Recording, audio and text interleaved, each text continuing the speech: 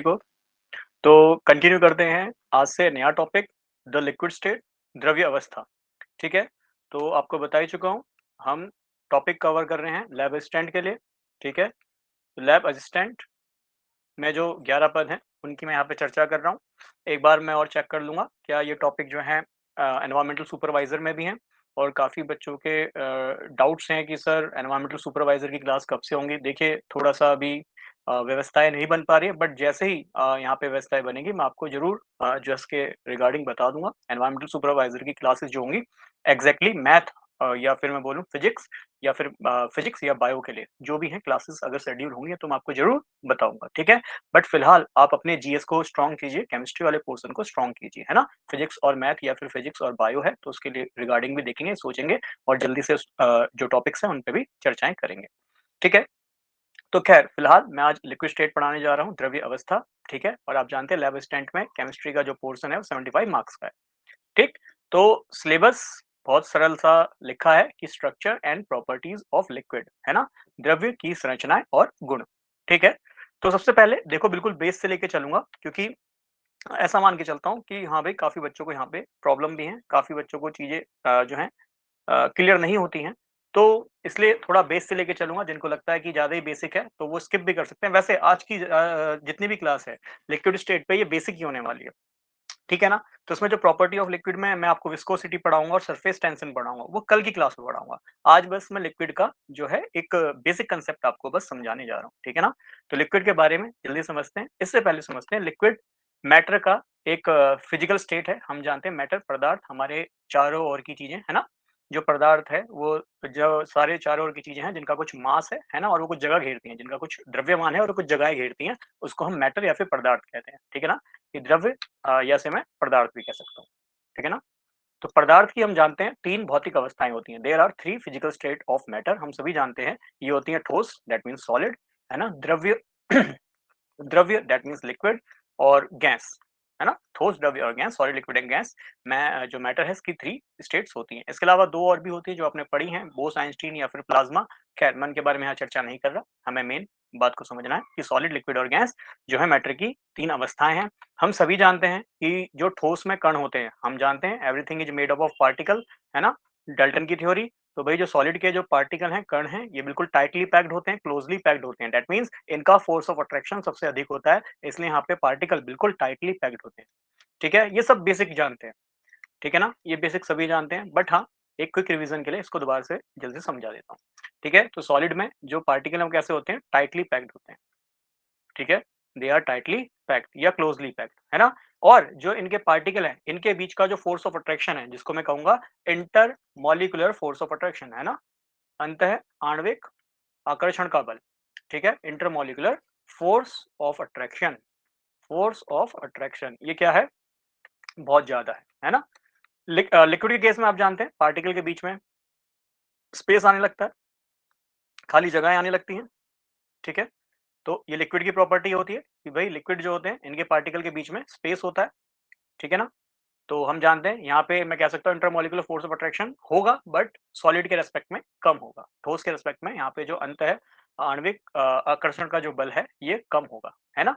ऐसे ही गैस में हम जानते हैं यहाँ पार्टिकल के बीच में बहुत ही ज़्यादा स्पेस होता है, ठीक है ना? बहुत दूर-दूर यहाँ पार्टिकल हमें दिखाई देते हैं, तो मैटर के पार्टिकल के बीच में बहुत अच्छा स्पेस गैस में देखने को मिलता है, ठीक है? तो उसी मैटर की एक स्टेट जो कि लिक्विड स्टेट है इसको हम यहाँ पढ़ने जा रहे हैं। पर इससे पहले कुछ बेसिक सी बातें क्योंकि हमें जीएस में भी ये टॉपिक पढ़ने हैं, है ना? जीएस में साइंस में जनरल साइंस में ये टॉपिक हमें पढ़ने जनरल साइंस हमारे सिलेबस में गिवन है। तो जनरल साइंस के लिए भी मैं यहाँ पे कुछ बातें आपसे जल्दी से चर्चा में ले लेता हूँ। सबसे पहले हमें पता है जो ठोस है ना, सॉलिड है, लिक्विड है और गैस है। Solid, liquid and gas. हम इन तीनों स्टेट को आपस में इंटर कन्वर्ट कर सकते हैं। मतलब सॉलिड, लिक्विड और गैस आपस में इंटर कन्वर्ट हो सकती हैं। कैसे हो सकती हैं? आप यदि सॉलिड का तापमान बढ़ा दें, है ना? सॉलिड का तापमान बढ़ा दें, तापमान बढ़ाएँगे तो सॉलिड किसमें कन्वर्ट हो जाएगा? लिक्विड में। ऐसे ही लिक्विड द्रव्य, है ना? इसका तापमान बढ़ाएँगे तो ये कन्वर्ट हो जाएगा गैस में। तापमान घटाने पे ये जो है प्रोसेस रिवर्स हो जाती है। मतलब गैस का अगर तापमान घटाएँगे तो वो लिक्विड बन जाता है और सभी को पता है कि लिक्विड का अगर तापमान घटाएँगे तो वो फिर से ठोस बन जाएगा, सॉलिड बन जाएगा, है ना? अब यहाँ पे एक चीज़ और ध्यान में रखनी है, effect of pressure, effect of temperature ये सब वैसे क्लास 9th में भी आपने पढ़ा है ना? टेम्परेचर का प्रभाव या फिर प्रेशर का प्रभाव। तो सॉलिड को अगर लिक्विड में कन्वर्ट करना है तो टेम्परेचर अगर बढ़ रहा है तो प्रेशर उल्टा काम करता है, प्रेशर को घटाना पड़ता है ना? ऐसे ही यदि आप लिक्विड को गैस में कन्वर्ट कर रहे हैं तो प्रेशर को भी यहाँ घटाना पड़ेगा, ठीक है? बट आप रिवर्स आ रहे हैं, गैस को लिक्विड में कन्वर्ट कर रहे हैं तो ऑब्वियस है प्रेशर को आपको बढ़ाना पड़ेगा और वापस लिक्विड को फिर से सॉलिड में कन्वर्ट कर रहे हैं तो प्रेशर को फिर से आपको बढ़ाना पड़ेगा, है ना? तो दैट मीन्स जो मैटर की 3 स्टेट हैं ये आपस में इंटर कन्वर्टिबल होती हैं। दैट मीन्स जो पदार्थ हैं इसकी जो तीनों भौतिक अवस्थाएँ ये आपस में परिवर्तित होती रहती हैं प्रेशर और टेम्परेचर के प्रभाव से, है ना? प्रेशर दैट मीन्स दाब और ताप के प्रभाव से। क्लियर? अब जरा समझते हैं कुछ और मेन बातें जो हम बेसिकली जानते हैं, ये सब हमने ऑलरेडी पढ़ा हुआ होता है।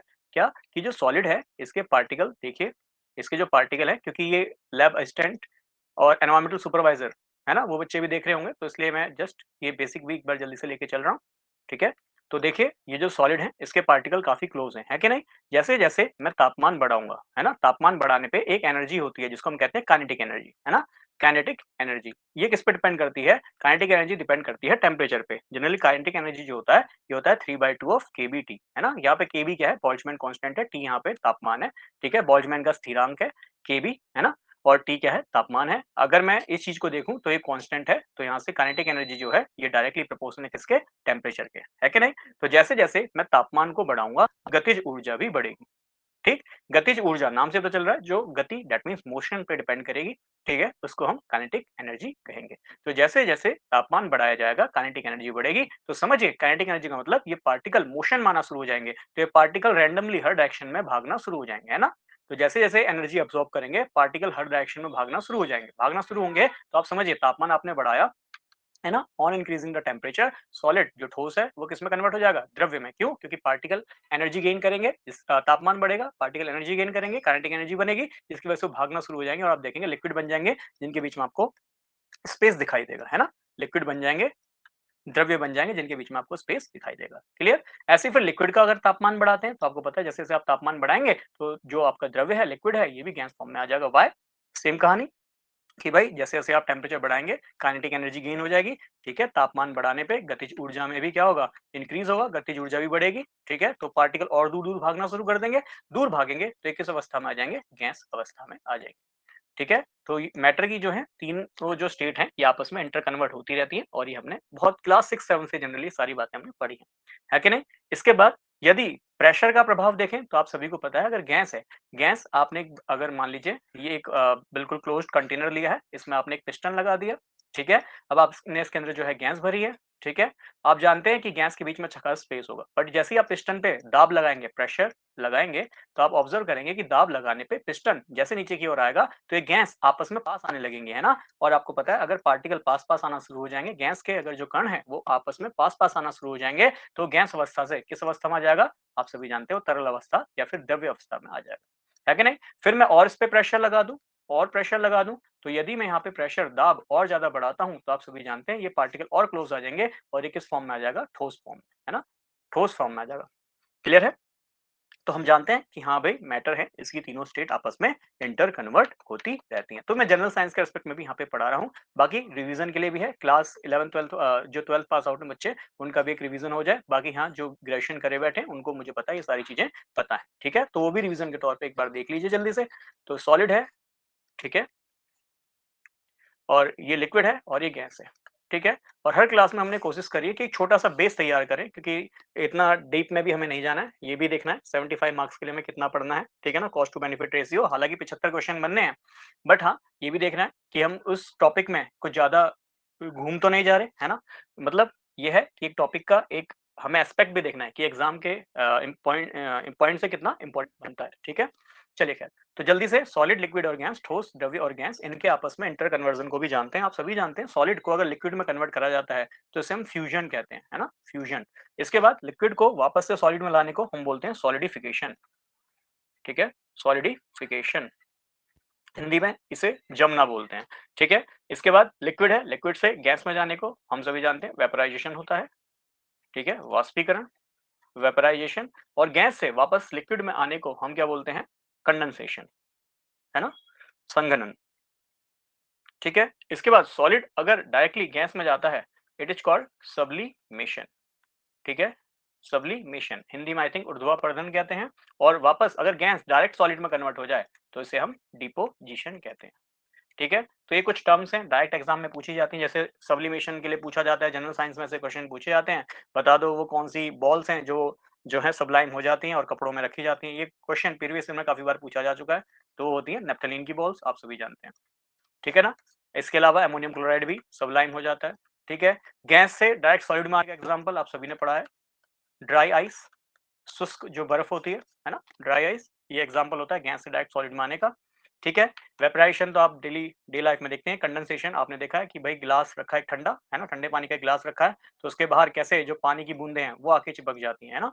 तो वाटर ड्रॉपलेट जो है ग्लास के बाहर आके चिपक जाती हैं। वो कैसे चिपकती है, तो हम जानते हैं जो हमारे चारों ओर एयर मौजूद है, उस एयर में वाटर वेपर फॉर्म में प्रेजेंट है। तो जैसे ही वो ठंडे ग्लास के कांटेक्ट में आएगा तो आपको पता है भाई टेम्परेचर कम होगा। टेम्परेचर कम होगा तो जो वेपर फॉर्म में वाटर प्रेजेंट है वो किस फॉर्म में आ जाएगा, लिक्विड फॉर्म में आ जाएगा और ग्लास में आपको दिखाई देगा, जिसको हम कंडेंसेशन या फिर संघनन कहते हैं, है कि नहीं। ठीक है, चलिए, तो ये हमने सारे कन्वर्जन भी देख लिए। अच्छा, जल्दी से मुझे बताएं बॉइलिंग पॉइंट, है ना, बॉइलिंग पॉइंट हमने बहुत बार सुना है। बॉइलिंग पॉइंट क्या कहते हैं इसे, इसे कहते हैं क्वथनांक, है ना। ऐसे ही होता है मेल्टिंग पॉइंट। ठीक है, मेल्टिंग पॉइंट जिसे हम कहते हैं गलनांक, है ना, गलनांक हो गया, ये क्वथनांक हो गया। तो जो मेल्टिंग पॉइंट होता है जनरली आप सभी जानते हैं कि भाई मेल्टिंग का मतलब ये कोई सॉलिड है, ठोस है, वो किस फॉर्म में आ रहा है, लिक्विड फॉर्म में आ रहा है, मेल्ट हो जा रहा है ना, गल जा रहा है। तो मेल्टिंग पॉइंट भी होता है, ये एक फिक्स टेम्परेचर पे होता है, कांस्टेंट किसी टेम्परेचर पे हो रहा होगा, फिक्स टेम्परेचर पे हो रहा होगा। ठीक है, और जब मेल्टिंग होता है तो ध्यान में रखना 1 एटमॉस्फेरिक प्रेशर लग रहा होगा, मतलब एक वायुमंडलीय दाब पर यदि किसी ठोस को आप द्रव्य में एक निश्चित तापमान पे बदलते हैं, उसी को हम गलनांक कहते हैं, है कि नहीं। 1 एटमॉस्फेरिक प्रेशर कंडीशन ध्यान में रखनी है, जितने भी कन्वर्जन होते हैं मान के चलते हैं 1 एटमॉस्फेरिक प्रेशर पे हो रहा है, एक वायुमंडलीय दाब पर हो रहा है। क्यों, क्योंकि हम जानते हैं हमारे चारों ओर गैसेस हैं, है ना, और वो गैसेस का कुछ वजन होगा और वो गैसेस मिलकर हम पे कुछ भार लगा रही होंगी, कुछ प्रेशर लगा रही होंगी, जिसको हम क्या कह रहे हैं, 1 एटमॉस्फेरिक प्रेशर, एक वायुमंडलीय दाब, है कि नहीं। ऐसे ही बॉइलिंग आप सभी जानते हैं कि आपके पास कोई लिक्विड है, द्रव्य है, अगर वो गैस अवस्था में चला जाता है, ठीक है ना, एक निश्चित टेम्परेचर पे, कांस्टेंट टेम्परेचर पे और 1 एटीएम प्रेशर पे, है ना, एक वायुमंडलीय दाब पर। तो अगर कोई लिक्विड गैस में परिवर्तित हो जाता है एक निश्चित जो है कांस्टेंट टेम्परेचर पे, निश्चित टेम्परेचर पे, बॉइलिंग पॉइंट आप सभी जानते हैं, जैसे जल है, जल का बॉइलिंग पॉइंट आप सभी जानते हैं 100 डिग्री सेल्सियस होता है। ठीक, चलिए, तो आगे हमने ये देखिए कन्वर्जन सारे टाइप के पढ़ लिए, जितने कन्वर्जन हमें पढ़ने चाहिए। एक जनरल साइंस के लिए भी इसको आप समझ सकते हैं, क्योंकि जनरल साइंस में जनरल ऐसी टर्म्स पूछी जाती हैं। ठीक है, चलिए इसके बाद टॉपिक को आगे कंटिन्यू करते हैं। तो समझते हैं kinetic molecular model for liquid, that means liquid के लिए कुछ बेसिक प्रॉपर्टीज हैं, कुछ लिक्विड के गुण हैं, उन लिक्विड को जान लेते हैं। जैसे सबसे पहला ये पॉइंट तो सभी के लिए कॉमन है कि liquid are composed of molecule. ये सेम कहानी में सॉलिड के लिए पूछी जाए, ठोस के लिए पूछी जाए, तो ठोस के लिए भी मैं सेम बात लिख सकता हूँ कि ठोस solids are composed of molecule. ऐसे गैस के लिए पूछा जाए तो gas are composed of molecule, that means simple सी बात है कि दुनिया में अगर कोई चीज एग्जिस्ट कर रही है तो वो छोटे छोटे कणों से मिलकर बनी होगी, जिसे हम एटम, आयन, मॉलिक्यूल या फिर पार्टिकल सिंपली कह देते हैं, है कि नहीं। इसके बाद second point, the molecules of liquid are held together by appreciable intermolecular force. तो हमें पता है कि लिक्विड, है ना, एक फिक्स शेप में होता है, गैस की तरह वो पूरे शेप को नहीं घेर लेता है ना। पूरा कमरा अगर है तो पूरे कमरे को नहीं घेर लेगा लिक्विड, जितना उसको एरिया चाहिए या जितना उसका वॉल्यूम है, नॉट एरिया, वॉल्यूम, जितना उसका आयतन है वो उतनी ही जगह को घेरता है। क्यों, क्योंकि ऑब्वियस बात है उसके पास एक इंटरमॉलिक्यूलर फोर्स जरूर लग रहा होगा, है ना, अंतर आणविक जिसे बल कहते हैं, वो जरूर लिक्विड में लग रहा होगा। ठीक है ना, तो अभी हमने देखा कि जो सॉलिड होते हैं, ठोस होते हैं, उसका अंतर आणविक जो बल है वो सबसे अधिक होता है, लिक्विड में उससे कम होता है, और गैस का सबसे कम होता है ना। तो इसीलिए गैस जो है उसका विस्तार, जिसे हम बोलते हैं एक्सपेंशन, वो ज्यादा हो सकता है। इसके बाद third, due to the weak intermolecular forces the molecule are in constant random motion. Obvious बात है इंटरमॉलिक्यूलर फोर्स है तो, है ना, अंतराण्विक बल है तो, बट वो कैसे हैं, वीक है। कैसे हैं, वीक है, due to the weak intermolecular force. ठीक, the molecule are in constant random motion, वो लगातार घूमते रहते हैं। इसके बाद नेक्स्ट है the average kinetic energy of molecule in a given sample is proportional to the absolute temperature. तो ये आपको बता दिया है कि काइनेटिक एनर्जी किस पे डिपेंड करती है, टेम्परेचर पे। तो यही बात कह रहा है कि अगर तापमान, और अगर आप काइनेटिक एनर्जी को देखोगे डायरेक्टली रिलेशन रखते हैं, दैट मींस तापमान बढ़ाएंगे तो काइनेटिक एनर्जी बढ़ेगी, अगर तापमान घटाएंगे तो काइनेटिक एनर्जी घटेगी, दैट मींस समान अनुपाती है। ये चीज आपको ध्यान में रखना है। क्लियर। अब यहाँ पे मैं आपको कुछ बातें और बता रहा था, जरा इनको ध्यान से सुनिएगा। वैसे हालांकि ये कंसेप्ट मैं आपको बता ही चुका हूँ और आपको पता भी है कि भाई ये लिक्विड है ना, लिक्विड है, इसकी कॉमन सी बातें क्या हैं? तो हमने जनरली एक बार जल्दी से देख लेते हैं कि लिक्विड जो है, इसके पार्टिकल है ना, किससे बने हैं? मॉलिक्यूल से बने हैं। कोई भी लिक्विड होगा उसके कुछ मॉलिक्यूल होंगे, इनके बीच में कुछ फोर्स ऑफ अट्रैक्शन लग रहा होगा, है ना? जिसको हम कह रहे हैं इंटरमॉलिक्यूलर फोर्स ऑफ अट्रैक्शन, ठीक है?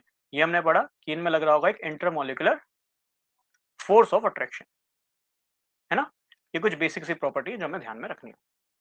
इसके बाद हम सभी जानते हैं कुछ बेसिक से एग्जांपल, ये हमें जीएस में हेल्प करता है ना?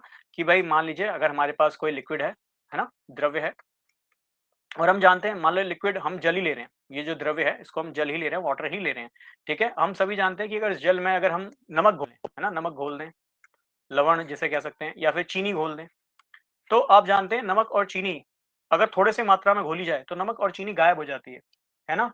पानी में अच्छे से घुल जाती है, हम कहते हैं घुल गई है या फिर गायब हो गई है। क्या कारण है? तो हम सभी जानते हैं जो लिक्विड है इसके बीच में स्पेस है ना? थोड़ा-थोड़ा स्पेस है, खाली जगह है, रिक्त स्थान है। जिस रिक्त स्थान में क्या होगा? नमक या फिर चीनी जगह प्राप्त कर लेगी और नमक और चीनी जब जगह प्राप्त कर लेगी तो वहाँ पे वो क्या बनाएगा? होमोजेनस सॉल्यूशन, है ना? होमोजेनस सॉल्यूशन जिसे हम कहते हैं समांगी विलयन।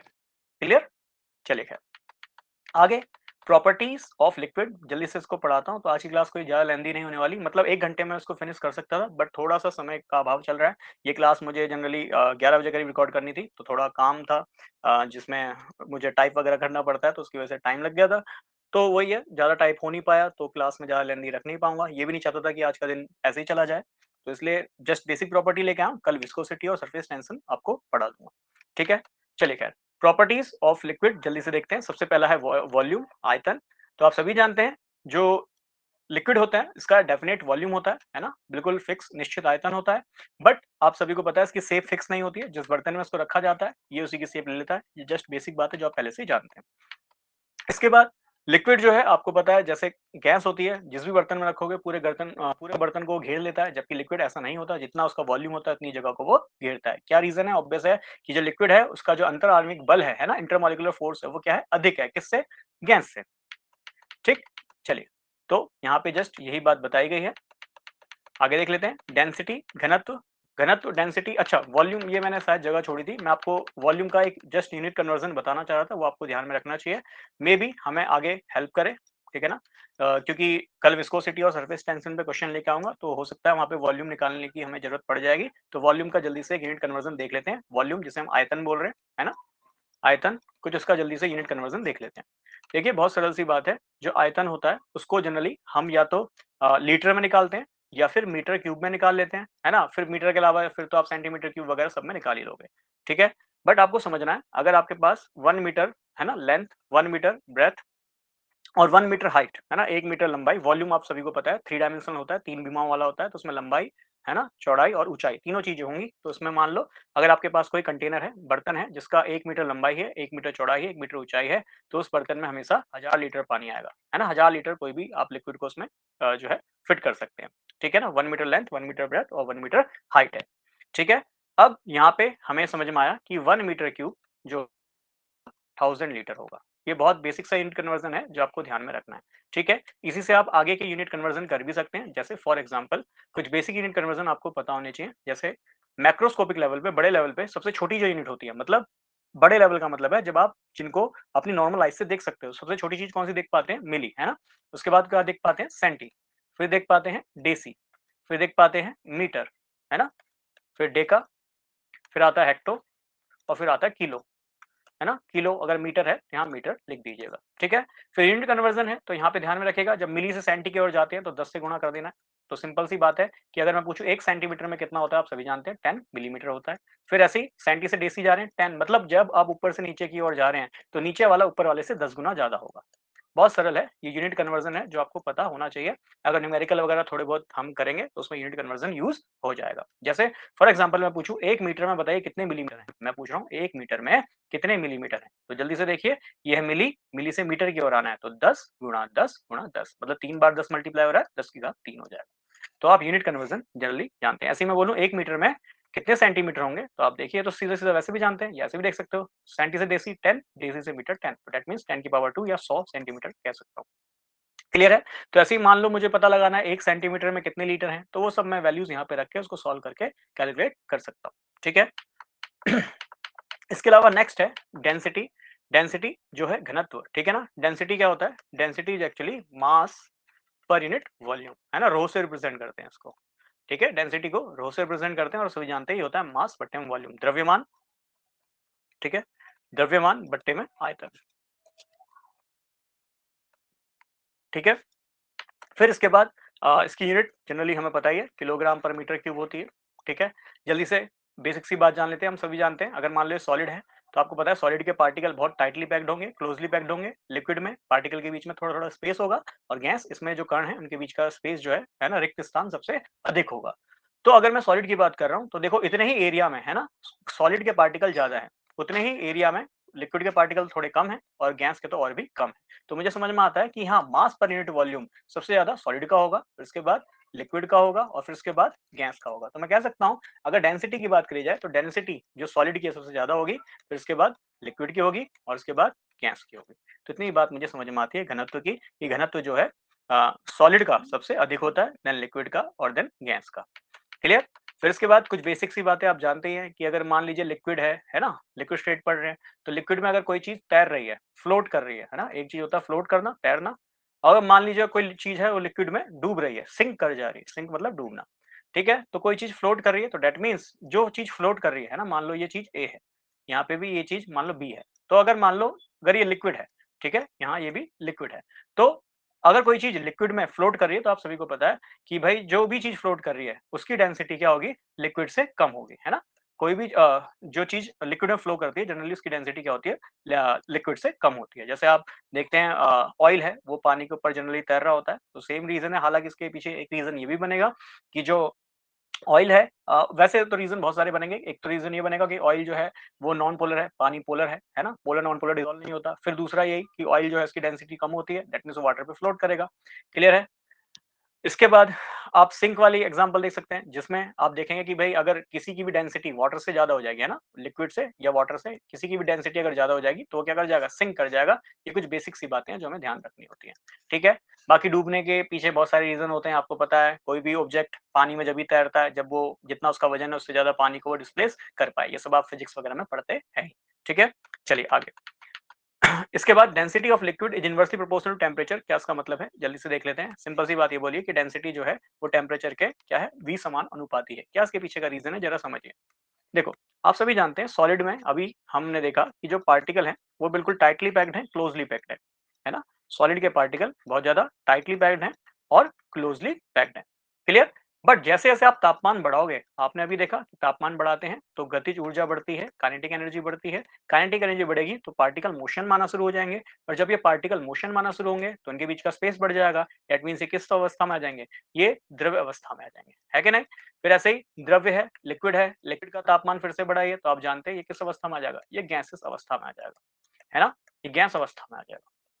ये जनरल सी बातें हैं जो हम जानते हैं, ठीक है? तो बेसिक सी बात दिख रही है कि अगर मैंने तापमान बढ़ाया तो घनत्व घट गया। क्या रीज़न है? भई देखो सॉलिड था, सॉलिड का तापमान बढ़ाया, ये लिक्विड बन गया तो अभी तो हमने देखा कि भई जो घनत्व है सबसे ज़्यादा सॉलिड का, तो फिर उसके बाद लिक्विड का होता है और सबसे कम घनत्व गैस का होता है। तो वही चीज़ यहाँ पे आपसे कहना चाह रहा हूँ। ठीक है ना? तो दैट मीन्स जैसे-जैसे तापमान बढ़ेगा, घनत्व घटेगा। ये रिलेशन याद रखना, कई बार ऐसे स्टेटमेंट में क्वेश्चन आ जाते हैं और ऐसे ही क्वेश्चन्स में हमें कई बार गड़बड़ हो जाती है। अभी तो लग रहा है बहुत ईज़ी है, बट हाँ, जब स्टेटमेंट बनते हैं ना, तो कई बार दिमाग घूम जाता है कि क्वेश्चन में एक्चुअली पूछ क्या रहा है। तो थोड़ा-सा कांसेप्ट पे ध्यान रखिएगा, हो जाएगा। इसके बाद है नेक्स्ट कंप्रेसिबिलिटी, जिसे हम हिंदी में संपीड़नशीलता बोलते हैं, ठीक है? तो हम सभी जानते हैं लिक्विड जो है, वो जितना गैस कंप्रेस हो पाती है, उतना लिक्विड कंप्रेस नहीं हो पाता है। इसका एक बढ़िया-सा एग्ज़ाम्पल मैंने लिया है, जिसमें आप देख सकते हो, यदि मैं किसी गैस का प्रेशर 1 एटीएम से 2 एटीएम कर दूं, मतलब दुगना कर दूं प्रेशर, है ना? 1 एटीएम से 2 एटीएम कर दूं, 1 एटीएम तो नॉर्मल प्रेशर लग रहा है इस गैस पे, उससे दुगना कर दूं, 2 एटीएम कर दूं, तो मैं देखूंगा जो गैस का वॉल्यूम है वो 50% तक घट जाएगा। कैसे?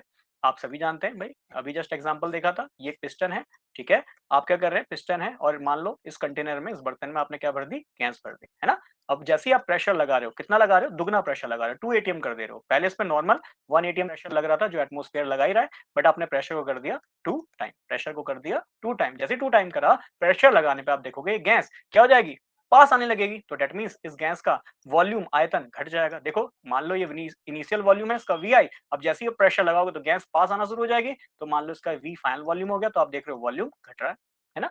तो जैसे-जैसे आपने प्रेशर बढ़ाया, तो आप ऑब्जर्व कर रहे हो कि यहाँ पे वॉल्यूम जो है वो घट गया है। कितना घट गया है? गैस के केस में जनरली ऑब्जर्व करा जाता है कि आप प्रेशर को 1 एटीएम से 2 एटीएम कर रहे हो, तो लगभग 50% है ना? एक आइडिया है कि भैया जो आइडल गैस है उसका जो आपका आदर्श गैस है उसका जो वॉल्यूम है, आयतन है वो 50% तक घट जाता है। क्लियर? जबकि लिक्विड में अगर 1 एटीएम से 2 एटीएम प्रेशर लगा रहे हो, सेम कंडीशन लिक्विड के लिए ले रहे हो, 1 एटीएम से 2 एटीएम प्रेशर लगा रहे हो, तो लिक्विड का जो वॉल्यूम है केवल 0.0045% घट रहा है कि नहीं? दैट मीन्स हमें साफ-साफ पता चल रहा है कि लिक्विड कंप्रेसिबल नहीं होते हैं, है ना? कंप्रेसिबल नहीं होते हैं। ठीक है? और सॉलिड की बात करूँ तो आपको ऑलरेडी पता है सॉलिड के तो पार्टिकल पहले से ही बहुत टाइटली पैक्ड हैं, तो वहाँ पे तो कंप्रेसिबिलिटी और खत्म हो जाएगी, है ना? अच्छा, एक चीज़ और समझ में आती है कि सॉलिड तो बिल्कुल कंप्रेस हो ही नहीं सकते, सॉलिड कंप्रेस हो ही नहीं सकते और जो चीज़ बिल्कुल भी कंप्रेस नहीं हो सकती इसलिए हम उसको रिजिड बोलते हैं या फिर सिंपल सी भाषा में ठोस या इसके लिए बहुत बढ़िया वर्ड बनता है कठोर, है ना? कोई चीज़ कठोर है, रिजिड है, क्यों है? क्योंकि वो कंप्रेस नहीं हो रहा है। तो कंप्रेसिबिलिटी और रिजिडिटी ये आपस में जुड़ी हुई हैं। अगर कोई चीज़ कंप्रेस नहीं हो रहा है, इनकंप्रेसिबल है ना? असंपीडनशील है, तो आपको ध्यान में रखना है कि वो बहुत ज़्यादा कठोर है, रिजिड है। क्लियर? पर आपको पता है लिक्विड कुछ हद तक देखो अ, 2 एटीएम करने पे कुछ हद तक तो वो उसका जो कंप्रेसिबिलिटी है वो देखा जा रहा है ना? बट गैस में बहुत ज़्यादा हो रहा है। तो मैं कह सकता हूँ लिक्विड और जो गैस है, वो या मैं बोलूँ लिक्विड है जनरली बेसिकली, ठीक है ना? तो लिक्विड और गैस इनको कंप्रेस किया जा सकता है कुछ हद तक। गैस को तो बहुत ज़्यादा किया जा सकता है, लिक्विड को कुछ हद तक कंप्रेस किया जा सकता है। तो मैं कह सकता हूँ लिक्विड और गैस की कंप्रेसिबिलिटी अधिक है कि नहीं? बट गैस की सबसे अधिक है, आप सभी जानते हैं और गैस की कंप्रेसिबिलिटी इतनी अधिक है, हमें पता है गैस अगर खाली छोड़ दी जाए किसी कमरे में, तो वो पूरे कमरे को भी घेर सकती है। बट कंप्रेसिबिलिटी है, इसलिए हम गैस को क्या करते हैं, प्रेशर लगाते हैं और उसको लिक्विफाइड कर देते हैं, जिससे एक बेस्ट एग्जांपल है कि हमारे घर में एलपीजीज़ आती है, लिक्विफाइड पेट्रोलियम गैस आती है ना? वो जो आपकी पेट्रोलियम गैस है, जिसे हम जनरली प्रोपेन और ब्यूटेन बोलते हैं, उस प्रोपेन और ब्यूटेन को बस लिक्विफाई करके हमें भेज दिया जाता है। क्लियर? तो रिजिडिटी अच्छा, जो लिक्विड और गैस होते हैं, ये इनकी एक प्रॉपर्टी है जिसको हम कहते हैं फ्लूइड, है ना? ये क्या है? फ्लूइड्स हैं। फ्लूइड का मतलब हिंदी में बोले तो तरल। ये कैसे हैं? तरल है। तरल का मतलब फ्लूइड का मतलब जो फ्लो करेगा। जो फ्लो करेगा। एक्चुअली जो फ्लूइड वर्ड है, ये फ्लो प्लस लिक्विड से बनाया गया था, है ना? देखो फ्लो एफ-एल यहाँ से ले रखा है और यहाँ से उइड ले रखा है। तो फ्लूइड वर्ड जनरली फ्लो और जो लिक्विड होता है दैट मीन्स हम सभी जानते हैं जो तरल होता है, लिक्विड होता है, वो फ्लो करते हैं, है ना? वो बहना शुरू कर देते हैं। ऐसे ही हवा बहती है, फ्लो करती है, तो वो फ्लूइड कहे जाते हैं। तो ये चीज़ ध्यान में रखना, कुछ बेसिक सी प्रॉपर्टी। इसके बाद नेक्स्ट है डिफ्यूजन, जिसको हम विसरण कहते हैं। डिफ्यूजन की बहुत सरल सी डेफिनेशन है जो हम बचपन से पढ़ते हुए आ रहे हैं कि अगर आप 2 डिफरेंट काइंड के पार्टिकल को आपस में मिला दें, है ना? मिलाने के बाद अगर वो होमोजेनियस मिक्सचर बना ले, है ना? होमोजेनियस का मतलब है क्या? सहजातीय वैसे मिश्रण लिखा है, इसका सही वर्ड तो बनता है समांगी, है ना? समांगी। समांगी मिश्रण बन जाता है, समांगी घोल बन जाता है या समांगी विलयन बन जाता है कि नहीं? जैसे आप इंक को पानी में डालते हैं, है ना? लेमन जो है उसके जूस को पानी में डालते हैं, तो ये सब क्या है? डिफ्यूजन है। क्लियर? बट हमने देखा है अगर रेट ऑफ डिफ्यूजन पूछा जाता है तो हम सभी को पता है गैस का डिफ्यूजन सबसे ज़्यादा होगा, देन लिक्विड का, देन सॉलिड का। रीज़न हम सभी जानते हैं कि गैस उसमें पार्टिकल जो हैं वो दूर-दूर होते हैं, तो उनके बीच में खाली जगह ज़्यादा है, खाली जगह ज़्यादा है जिसकी वजह से ज़्यादा से ज़्यादा कोई दूसरा मॉलिक्यूल आके घुल पाएगा, डिफ्यूज़ हो पाएगा, है कि नहीं? फिर इसके बाद लिक्विड, लिक्विड में थोड़ा स्पेस कम है, ठीक? तो इसका रेट ऑफ डिफ्यूजन कम हो जाएगा। इसके बाद सॉलिड जिनके बीच में स्पेस है ही नहीं, तो उनका डिफ्यूजन सबसे कम हो जाएगा। क्लियर है बात? चलिए, आगे देखते हैं। नेक्स्ट इज़ एवापोरेशन, जिसे हम वाष्पीकरण कह रहे हैं। हालाँकि एवापोरेशन और एक चीज़ है वेपराइज़ेशन, इसमें अंतर तो है। क्या अंतर है? बात को समझते हैं। वेपराइज़ेशन और एवापोरेशन क्या अंतर है दोनों में? तो वेपराइज़ेशन जनरली वो कंडीशन है जहाँ पे कोई लिक्विड गैस में कन्वर्ट हो रहा है एट 1 एटमॉस्फेरिक प्रेशर, एक वायुमंडलीय दाब पर और फिक्स्ड बॉइलिंग पॉइंट पे, है ना? जितना बॉइलिंग पॉइंट है उस पे अगर कोई लिक्विड गैस फॉर्म में चला जाता है, उसको हम वेपराइज़ेशन कहते हैं। जैसे आप जल ले लीजिए H2O, ये लिक्विड फॉर्म में है। जैसे इसको बॉयल करेंगे, आप जानते हैं लिक्विड का बॉइलिंग पॉइंट 100 डिग्री सेल्सियस है। तो लिक्विड फॉर्म से किस फॉर्म में आ जाएगा? H2O गैस फॉर्म में आ जाएगा। क्लियर? तो 100 डिग्री पे हम जानते हैं ये जो लिक्विड है वाटर है, ये क्या हो रहा है? वेपराइज़ हो रहा है ना? बट एवापोरेशन जो है जनरली बिलो, है ना? लेस देन कह सकता हूँ, लेस देन बॉइलिंग पॉइंट पे हमें देखने को मिलता है। ठीक है? 1 एटीएम प्रेशर पे, ठीक है ना? अगर लेस देन 1 एटीएम पे कोई 1 लेस देन 1 1 एटीएम पे और लेस देन उसके बॉइलिंग पॉइंट से, है ना? बॉइलिंग पॉइंट से कम पे अगर क्वथनांक से कम पे कोई लिक्विड गैस में जा रहा है, इसको हम एवापोरेशन कहते हैं। ये सब बेसिक सी बातें हैं, ठीक है? इसके अलावा कुछ और कंडीशन है, ये सब क्लास 9th में भी हमने पढ़ा है कि एवापोरेशन जो है वो कूलिंग करता है ना? ये क्लास 11th में भी है कि एवापोरेशन कॉज़ कूलिंग। जो एवापोरेशन है वो ठंडक जो है प्राप्त कराता है। कैसे कराता है? ज़रा बात को समझिएगा। एवापोरेशन का पहली बात मतलब तो सभी को समझ में आया होगा कि एवापोरेशन का मतलब है यदि कोई आपके पास लिक्विड है, द्रव्य है, ठीक है ना? ये मान लीजिए एक द्रव्य है, ठीक है? तो आप जानते हैं द्रव है, इसके पार्टिकल जो है पास-पास होंगे, मतलब इतने पास नहीं है सॉलिड की तरह, बट हाँ, पास-पास हैं। बट जैसे ही इस द्रव्य को मैं गैस फॉर्म में बदल दूँ, तो पार्टिकल आपको पता है दूर-दूर पहुँच जाएँगे। ये देखो पार्टिकल दूर-दूर जा चुके हैं। मतलब ये जो लिक्विड है, ये गैस फॉर्म में कन्वर्ट हो गया। बहुत सरल सी बात। बट कहानी क्या है कि यहाँ 1 एटमॉस्फेरिक प्रेशर लग रहा होगा, बट ये जो प्रोसेस है, ये बॉइलिंग पॉइंट से कम पे हो रहा होगा। मतलब आप सभी को पता है, यदि जल है, ठीक है ना? जल अपने आप वाष्प बन जाता है। अपने आप वाष्प बनने का मतलब है कम तापमान पे भी है। आप अगर गर्मियों के दिन हैं, आप सभी जानते हैं, अगर घर के आप फ्लोर पे, है ना, फर्श पे अगर पानी रख देते हैं या गेर देते हैं, तो आप जानते हैं पानी जो है कुछ टाइम बाद वहाँ से गायब हो जाता है। क्या रीज़न है? रीज़न यही है एवापोरेशन। और हम जानते हैं हमारे घर का टेम्परेचर 100 डिग्री नहीं हो सकता है।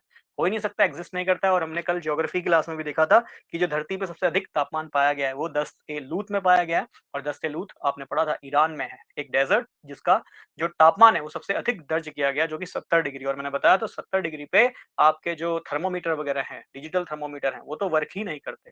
तो सोचो 100 डिग्री हम कमरे का तापमान तो कभी एग्जिस्ट कर ही नहीं सकता। तो ऑब्वियस बात है लेस देन बॉइलिंग पॉइंट पे यदि कोई लिक्विड गैस फॉर्म में जा रहा है, उसको हम जनरली एवापोरेशन कहते हैं। और एवापोरेशन जहाँ भी होगा वहाँ कूलिंग होगी। इसके पीछे क्या रीज़न है टेक्निकली समझते हैं। हम जानते हैं कि ये लिक्विड है, द्रव्य है। हम जानते हैं जैसे-जैसे तापमान बढ़ाएँगे ऑन इंक्रीजिंग टेम्परेचर, जैसे-जैसे तापमान बढ़ाएँगे वैसे-वैसे काइनेटिक एनर्जी बढ़ेगी। ये अभी हमने पढ़ा था। तो तापमान बढ़ाने पे गतिज ऊर्जा बढ़ती है। अब ज़रा समझो, जब इसको धीरे-धीरे तापमान मिलेगा, है ना? जैसे-जैसे लिक्विड को तापमान मिलेगा, तो जितना तापमान मिलेगा, उतने तापमान से मोशन करना शुरू कर देंगे। ठीक है? मोशन करना शुरू कर देंगे, दूर जाना शुरू हो जाएँगे। फिर ज़रा समझो, उसको वो निश्चित तापमान मिलता रहेगा। भई कमरा है, इसका मान लीजिए कमरे का अगर टेम्परेचर इस वक़्त मान के चलूँ 35 डिग्री सेल्सियस भी है। ठीक है? तो 35 डिग्री सेल्सियस पे इसको टेम्परेचर मिल रहा है, दैट मीन्स पार्टिकल को टेम्परेचर मिल रहा है, तो इनको काइनेटिक एनर्जी भी मिल रही होगी। जब इनको काइनेटिक एनर्जी मिल रही है, तो धीरे-धीरे ये हीट को स्टोर करना शुरू कर देंगे, है ना? हीट को स्टोर करना शुरू कर देंगे, और जब हीट को स्टोर करेंगे, तो ये काइनेटिक एनर्जी आएगी, ये दूर-दूर भागना शुरू हो जाएँगे, और हीट लेंगे और दूर भागेंगे, और हीट लेंगे और दूर भागेंगे। तो ज़रा समझना, एक टाइम ऐसा आएगा, ये इतने दूर-दूर हो जाएँगे कि इनकी अवस्थाएँ चेंज हो गई होंगी, ये लिक्विड फॉर्म से गैस फॉर्म में आ गया होगा। और जितनी हीट इसको सराउंडिंग से मिल रही है, आस-पास से जितनी हीट मिल रही है, उस हीट का ये यूज़ कर रहे हैं किसमें? लिक्विड फॉर्म से गैस फॉर्म में जाने में। तो दैट मीन्स जितनी भी हीट थी, उसको एक तरीके से मान लीजिए एब्ज़ॉर्ब कर रहा है ना? हीट को एब्ज़ॉर्ब कर रहा है और लिक्विड फॉर्म से गैस फॉर्म में धीरे-धीरे परिवर्तित होना शुरू हो रहा है। इसलिए तो देखते हैं जो फर्श में पानी रखा हुआ है या गिरा हुआ है, तो एकदम से नहीं सूखता, वो धीरे-धीरे सूखता है। क्यों? क्योंकि तापमान उसको धीरे-धीरे मिलेगा, लिक्विड के पार्टिकल धीरे-धीरे दूर जाएँगे, दूर जाएँगे, दूर जाएँगे, तापमान सोखते रहेंगे, दूर जाएँगे, दूर जाएँगे, और एक टाइम ऐसा आएगा कि भैया वो लिक्विड बिल्कुल दूर हो चुका होगा और वो लिक्विड फॉर्म से गैस फॉर्म में कन्वर्ट हो गया होगा। है ना सरल बात? अब जरा समझो, जब तापमान आस-पास के सराउंडिंग से मिलने वाले तापमान को, टेम्परेचर को इसने अगर एब्ज़ॉर्ब कर लिया, तो सिंपल सी बात है, वहाँ आस-पास हीट कम होगी, टेम्परेचर कम हो जाएगा, है ना? और जब टेम्परेचर कम होगा तो वहाँ पे कूलिंग आपको महसूस होगी।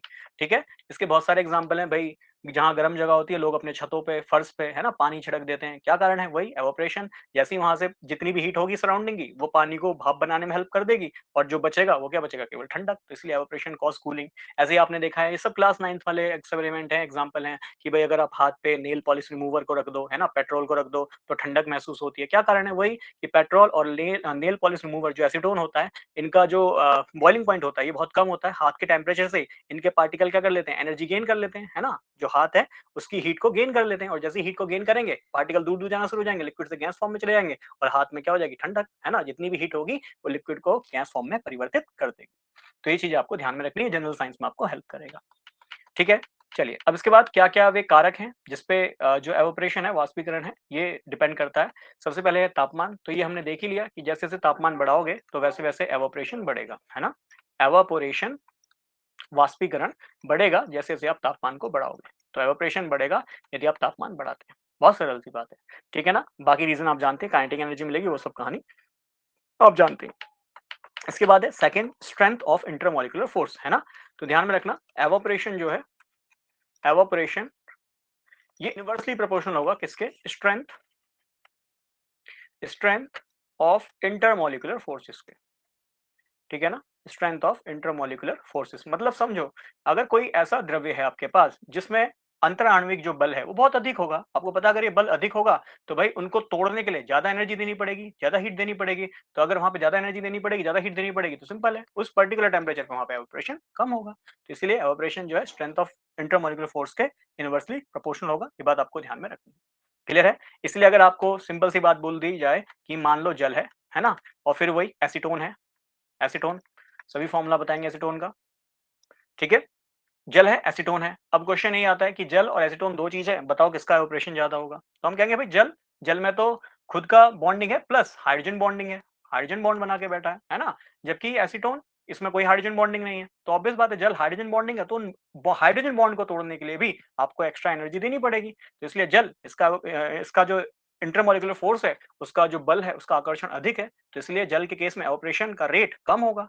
सिंपल सी बात है। और एसीटोन जिसमें हाइड्रोजन बॉन्डिंग वगैरह नहीं है, कोई एक्स्ट्रा बॉन्डिंग वगैरह नहीं है, और हाइड्रोजन बॉन्डिंग हमने लास्ट क्लास में ही पढ़ा था, ठीक है ना? तो एसीटोन में हाइड्रोजन बॉन्डिंग वगैरह देखने को नहीं मिलता, ठीक है? अलग से फोर्स ऑफ अट्रैक्शन कम होते हैं, इसीलिए यहाँ पे अट्रैक्शन कम है, तो दैट मीन्स एवापोरेशन इसका ज्यादा होगा, है कि नहीं? तो ऐसे क्वेश्चन पूछ लिए जाते हैं, बताइए किसका एवापोरेशन ज्यादा होगा? तो ध्यान रखना, फोर्सेस लगाना मत भूलना। कल हमने weak force, van der Waals force पढ़ी थी, याद कीजिए, कीसम फोर्स पढ़ा था, डी बाई फोर्स पढ़ा था, और लंदन फोर्स पढ़ा था, ठीक है ना? तो उनको भी थोड़ा दिमाग में रखिएगा, ये नहीं कि बस पढ़ लिया। देखो मैं एक बात फिर कहूंगा, 11 पोस्ट के लिए मेरे साथ ही यूट्यूब पे आई थिंक 150 बच्चे ज्वाइन हो चुके हैं, हालांकि उसमें लैब असिस्टेंट और एनवायरमेंटल सुपरवाइजर मिक्स है, पर जरा सोच के देखिए कि किस लेवल का कंपटीशन है। अगर दिमाग नहीं चलाएंगे, सारी चीज बस पढ़ के छोड़ देंगे, तो कभी काम नहीं बनेगा। करना क्या है? अप्लाई करना है, ठीक है ना? क्योंकि पेपर एप्लीकेशन वाला ही आएगा, आपने जो पढ़ा है वो अप्लाई करेंगे तो 100% मान के चलिए आपका पेपर बनेगा, ठीक है? तो उसके लिए क्वेश्चंस लगाइए, प्रीवियस ईयर जरूर सॉल्व कीजिए और कंसेप्ट को बार बार दोहराएं। नेक्स्ट है सरफेस एरिया। तो आप सभी जानते हैं जो एवापोरेशन होगा, वाष्पीकरण होगा, ये डायरेक्टली प्रोपोर्शनल होगा, है ना? सम अनुपाती होगा सरफेस एरिया के, सतह क्षेत्रफल के। क्या रीजन है? तो देखो इसका एक सिंपल सा पहले एग्जांपल ले लेते हैं। आप सभी को पता है, अगर हमें घर से बाहर जाना होता है, लेट हो रही होती है, तो बिल्कुल अगर गर्म दूध है ना, गर्म चाय है, तो हम क्या करते हैं, उसे प्लेट वगैरह में लेके पीते हैं। जनरली कप वगैरह में उस टाइम पे नहीं पीते हैं। क्यों? क्योंकि हम जानते हैं कप का जो सरफेस एरिया है वो कम है, सतह का क्षेत्रफल कम है, तो यहाँ से एवोपरेशन कम हो रहा होगा। अगर एवोपरेशन कम हो रहा होगा तो कूलिंग कम होगी। दैट मीन्स कप में रखी हुई चाय जल्दी ठंडी नहीं होगी। तो हमें जल्दीबाजी है भैया, जल्दी होती है, तो हम जानते हैं मम्मी पापा क्या करते हैं, हमें वही प्लेट में रख के दे देते हैं, जिसमें प्लेट का सरफेस एरिया अधिक है। देखो साइंस सभी को पता है ना? बट एग्जैक्ट रीजन के साथ ये है कि हमने साइंस ले रखा, तो एग्जैक्ट रीजन जान लेते हैं कि भाई सरफेस एरिया ज्यादा है, तो यहाँ पे क्या होगा, हीट जल्दी से बाहर निकलेगी। हीट जल्दी से बाहर निकलेगी तो दैट मीन्स क्या होगा, एवोपरेशन ज्यादा होगा। एवोपरेशन ज्यादा होगा तो कूलिंग भी ज्यादा होगी। सिंपल सी बात है। तो सरफेस एरिया और एवोपरेशन क्या है, समान अनुपाती है, ये बात आपको ध्यान में रखनी है। क्लियर है? तो आज की क्लास को इतना ही रखता हूँ। ये बेसिक प्रॉपर्टीज जितनी भी थी लिक्विड के लिए वो हमने अच्छे से पढ़ ली हैं, ठीक है? आपका काम है रिवीजन करना। जनरल साइंस का मतलब ये मान के चलो, आज की क्लास जनरल साइंस के लिए बहुत इंपॉर्टेंट थी, और हो सकता है अगर कोई सरल क्वेश्चन आया तो इस तरीके का भी बन सकता है। कल की क्लास में ये चैप्टर कंप्लीट करा दूंगा, जिसमें विस्कोसिटी पढ़ाऊंगा और सरफेस टेंशन पढ़ाऊंगा। कुछ क्वेश्चन भी मुझे लिखने थे, ठीक है ना? एक आध क्वेश्चन भी इनके कराते हुए चलूंगा, तो क्वेश्चन वगैरह टाइप करने का टाइम नहीं मिला, प्लस अभी एड ऑन बहुत कुछ है मेरे पास करने के लिए, तो समय का थोड़ा अभाव है। बट हाँ, कल की क्लास में से कंप्लीट मैं करा दूंगा, कल मतलब जो भी नेक्स्ट क्लास आएगी, ठीक है? तो सिलेबस हमारा बहुत सारा कवर हो चुका है। आपको पता है ज्योग्राफी आ चुका है, ज्योग्राफी की सीरीज आ चुकी है। एटलीस्ट इतना तो पढ़ के जाएं, एक कॉन्फिडेंस बना रहता है कि हाँ हमने ज्योग्राफी का इतना पोर्शन तो कवर किया है, ठीक है? बाकी जो बच्चे और एक्स्ट्रा पढ़ना चाहते हैं बिल्कुल पढ़िए, आप एनसीईआरटी पढ़ने का मन है, एनसीईआरटी पढ़िए, कोई इसमें समस्या नहीं है। पर हाँ, इतना बेस तो करा दिया है कि एटलीस्ट इतना तो पढ़ के जाएं। ऐसे इंडियन पॉलिटी पढ़ा चुका हूँ और कंप्यूटर एप्लीकेशन मैं पढ़ा चुका हूँ, ठीक है ना? इसके बाद कल से जो कल वाली क्लास से मैं बोलूंगा, मैथमेटिक्स का काम भी मैं कर रहा हूँ, तो नंबर सिस्टम जो ध्यान रखिए, नंबर सिस्टम जो है आपके इस एग्जाम में तो काम आएगा ही, प्लस यूके ट्रिपल एससी के जितने भी एग्जाम आएंगे, यूके पीसीएस अपर है लोअर है, सभी में वो आपको जरूर हेल्प करेगा। तो नंबर सिस्टम मतलब मैथमेटिक्स जो पढ़ाऊंगा वो भी आपको हर एग्जाम में हेल्प करेगा। तो एटलीस्ट इतना मैथ तो बेस तैयार कर लीजिएगा, ठीक है ना? ऐसा नहीं है कि मेरे पास बायो है, या फिर काफी बच्चों को ये भी भ्रम होता है कि मेरे पास बीएससी है मैथमेटिक्स के साथ है, मैं तो कर ही लूंगा। बेटा जी, बात करने की नहीं है, बात है कम समय में करने की, है ना? तो वो चीज जब होती है जब आप उसकी प्रैक्टिस करेंगे, ठीक है? और बाकी किसी का कोई डाउट बनेगा तो आपसे पूछ सकते हैं, और वीडियो अगर पसंद आता है तो प्लीज कमेंट में जरूर लिखा करें और लाइक जरूर करा करें, ठीक है? चलिए आज की क्लास को इतना ही रखता हूँ। Bye bye and take care.